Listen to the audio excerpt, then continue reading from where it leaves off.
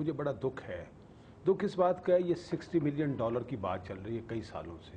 اصولی بات ہے, ٹھیک ہے جی, خط لکھنا چاہیے, وہ ساری باتیں ہونی چاہیے. یہ $60 ملین جو ہے وہ 6 ارب روپے نہیں بنتے, کیونکہ ابھی 100 روپے اللہ کا شکر نہیں ہوا. تو بات یہ ہے لیکن نیب کا جو چیئرمین کہتا ہے کہ 5-6 ارب روپے روز یا 8 ارب روپے روز جا رہے ہیں, ٹھیک ہے نا. اور دوسری بات یہ ہے کہ دیکھیں میں آپ کو ایک بات بتاؤں, ایک بات تو بہرحال کہنی پڑے گی کہ یہ جو اس وقت کے حالات ہیں, مجھے نہیں پتا اس کا فیصلہ لوگوں نے کرنا ہے کون ذمہ دار ہے, لیکن اس وقت کے جو حالات ہیں وہ ڈیفینیٹلی یہ پاکستان کے کوئی بہتر مستقبل کے لیے کوئی بہتر نہیں کہہ سکتے. بہتری نہیں ہے. یہ دونوں جانب کا آپ ذکر کر رہے ہیں, سپریم کورٹ کا ذکر یہ کرتے ہیں, ان کو وہاں سے شکایات ہیں اور یہ اپنی تیاری یہاں سے کرنے جا رہے ہیں. جہاں تک ان کی نالائکی کی بات ہے اس پر تو کوئی بحث ہی نہیں ہے نا. مثال کے طور پر اگر یہی اچھے ہوتے جس وقت یہ دوبارہ اس دفعہ 2008 میں آئے ہیں اور یہ سب کچھ وہ ڈیلیور کرتے, اور یہ دونوں صاحبان جو بیٹھے چارٹ آف ڈیموکریسی کا جو ایک پرچم لے کر چلے تھے, اگر اس پر عمل کرتے, بھی اس وقت تو پاکستان میں ہر طرف ہریالی ہریالی ہوتی. اور تیسری بات ہے کہ پھر عدالت میں جاتا کون؟ پھر توہین بھی نہ ہوتی, عدالت کی توہین بھی نہ ہوتی. چھوڑ ہی دینا جی, پھر تو عدالت میں کسی نے جانا ہی نہیں تھا. یہ ان کی نااہلی کی وجہ سے تو یہ معاملہ عدالت میں, لیکن یہ بھی کوئی طریقہ کار دیکھیں, یہ 184 کی جو جورسڈکشن ہے یہ ہے ایک ایکسٹرا آرڈنری جورسڈکشن. ایک بات بڑی کلیئر ہے, اس ملک کو جو چلانا ہے نا وہ انہوں نے چلانا ہے. اگر یہ اپنی نااہلی کی وجہ سے یا اپنی کرپشن کی وجہ سے اگر دونوں معاف کر دیں, یہ نہیں چلا پا رہے, تو پھر آرٹیکل 190 اپلائی ہوتا ہے, کورٹ کہتی ہے کہ ہم بلا سکتے ہیں. نہیں, ادھر نہ لے کے جائیں خدا کے لیے. آج 5 جولائی کا دن ہے, 190. پھر میں یہ کہہ رہا ہوں کہ جوڈیشری ان کا سبسٹیٹیوٹ ہو نہیں سکتی. ملک کو انہوں نے چلانا ہے. اگر ان کا فیلئر ہے تو ہمیں آئندہ کے لیے اچھے سیاستدان چاہیے, ہمیں اچھے لیڈر چاہیے. اس ملک کو چلانے کے لیے لیڈر کی ضرورت ہے. جج نہیں لیڈر بن سکتا. تو جج اگر نہیں بنے گا تو مشاہد اللہ خان سے لیڈر آئے گا کہاں سے؟ لیڈر آئے گا کہاں سے؟ ایک سیکنڈ, یہ جو ریسنٹ سروے آیا نا جس میں یہ کہا کہ جناب یہ ٹاپ پر ہیں عمران خان صاحب, نمبر 2 پر ان کے لیڈر ہیں, تیسرا نمبر ہے کیانی کا, چوتھا نمبر چیف صاحب کا. میں حیران ہوں بھائی, وہ تو لیڈروں کی تو نہیں, لیڈروں کی تو ریٹنگ ہو سکتی ہے, پاپولیرٹی ہو سکتی ہے, یہ ججوں اور بیچ میں جرنوں کو ایک مشرف کا نمبر بھی سر آ گیا. تو یہ پھر عوام کی اگر پاپولیرٹی کا پھر ذکر کرتے ہیں تو پھر حالات کس جانب جائیں گے؟ اگر توہین عدالت کا قانون صرف مجھے یہ سمجھا دے ہونا چاہیے نہیں ہونا چاہیے. دیکھیں بات یہ ہے کہ حکومت کو یا جو اکثریتی پارٹی ہے اسے یہ حق ہوتا ہے کہ وہ جب چاہے قانون میں ترمیم کر لے.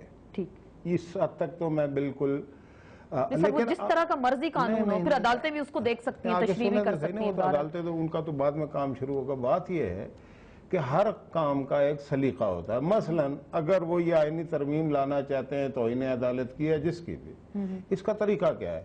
اس کا طریقہ یہ ہے کہ اس پہ وہ ڈیبیٹ کریں, سب سے پہلے پارلیمنٹ میں کریں, میڈیا میں کریں, اور یہ پوری قوم کو سمجھائیں کہ جناب یہ اختیارات ججوں کے بہت زیادہ ہیں, اس کو ہم کم کرنا چاہتے ہیں اور اس کے یہ فوائد ہیں اور یہ نہیں. لیکن یہاں تو پہلے کیبنٹ اس کو اپروو کر رہی ہے نا سب سے پہلے. دیکھیں کیبنٹ کوئی چیز نہیں ہوتی, میں رائے عامہ کی بات کر رہا ہوں.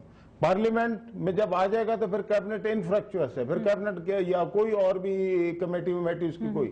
پارلیمنٹ اگر آپ کو مہر لگا دیتی, پہلے آپ بحث تو کریں, اس کی مائنس پلسز پہ گفتگو کریں, جو سول سوسائٹی ہے اس سے بات کریں. کو معمولی دیکھیں یہ بہت بڑی لڑائی لڑنے جا رہے ہیں. آپ ججوں سے پہلے تصادم کا راستہ تو آپ نے اختیار کیا ہوا ہے. اب اگر یہ ایک نیا پنڈورا باکس کھولیں گے تو اس میں ملک کا کوئی فائدہ ویدہ ہونا نہیں, ہاتھ کسی کو کچھ آنا نہیں. میں یہ کہتا ہوں کہ آپ اس کو اگر کریں, آپ کا حق ہے, کانسٹیٹیوشنل حق تو آپ کسی کا چھین نہیں سکتے. آپ لے آئیں, آپ اس پہ ڈیبیٹ کرائیں, آپ بتائیں کہ کیوں یہ کرنا چاہتے ہیں, اس کو بالکل آسان اور سادہ اردو میں پوری ملک کے عوام کو صاحب یہ کہتے ہیں کہ میاں صاحب نے بھی ایسا کیا تھا جب سجاد علی شاہ صاحب نے بلایا, آپ نے راتوں رات ترمیم کر دی, پھر اس کے بعد چڑھائی ہوگی. وہ کہہ رہے ہیں آپ کے ہم نقش قدم پہ چلنے جا رہے ہیں. تو پھر وہ چڑھائی بھی ہو جائے گی, تو پھر ہم تو نہیں چاہتے چڑھائی ہو ان کے اوپر. تو یہ راتوں رات اتنی جلدی کیا ہوا؟ باقی آپ ان کو اپنا لیڈر مانتے ہیں جو ان کے نقش قدم پہ چلنے جا رہے ہیں. وہ ایسی نہیں تھی, ویسے وہ اس پہ علیحدہ سے بات تھی, لیکن وہ اس میں اور بہت ساری چیزیں ایسی بات تھی.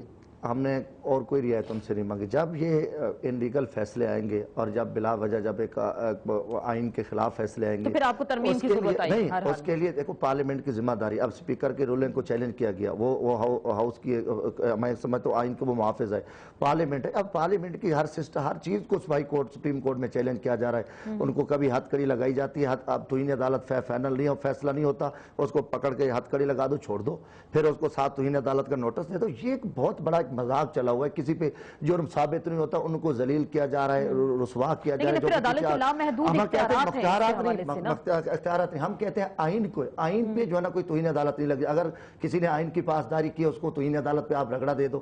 جمہوری سسٹم ٹھیک ہے, غلطی ہے, ہم مانتے ہیں یہ غلطی ہے. پورا ملک تباہ حال میں پیپلز پارٹی کو ملا ہے نہ. ہم اس پہ کہتے ہیں کوئی 100%. جیسے عدالت نے کہا کہ اگر پرائم منسٹر نے ہمارا حکم نہیں مانا, عدالت کی تصحیح کی, یہ اس میں آرٹیکل 204 کے تحت وہ لکھ رہے ہیں, وہ کہہ رہے ہیں اس سے آئینی فریضے سے روگردانی اگر کوئی کرے گا تو پھر وہ توہین عدالت کا گالی دی ہے. کسی جج کو کرپٹ کہا ہے, کسی کو چور کہا ہے, ڈاکو کہا ہے.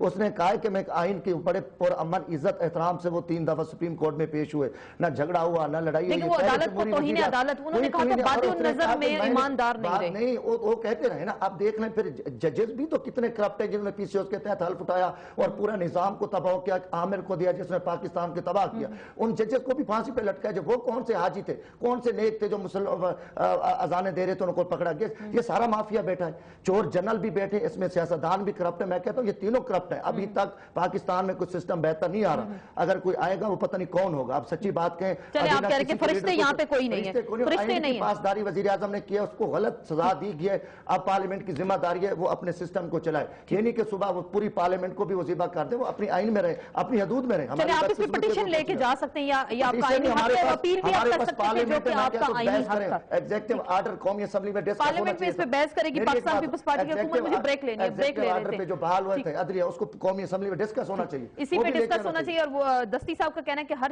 چیز کو, ہر طرح کے معاملات کو پارلیمنٹ میں ڈسکس ہونا چاہیے. اور پرائم منسٹر صاحب جو یوسف رضا گیلانی تھے سابق وزیر اعظم, انہوں نے آئین کی پاسداری کی. آئین کی پاسداری پہ اتنی بڑی ان کو سزا کیوں دی گئی, اور اس پہ بھی بات کریں گے, اور ساتھ دوہری شہریت کا معاملہ بھی دیکھیں گے ایک مختصر سے بریک کے بعد.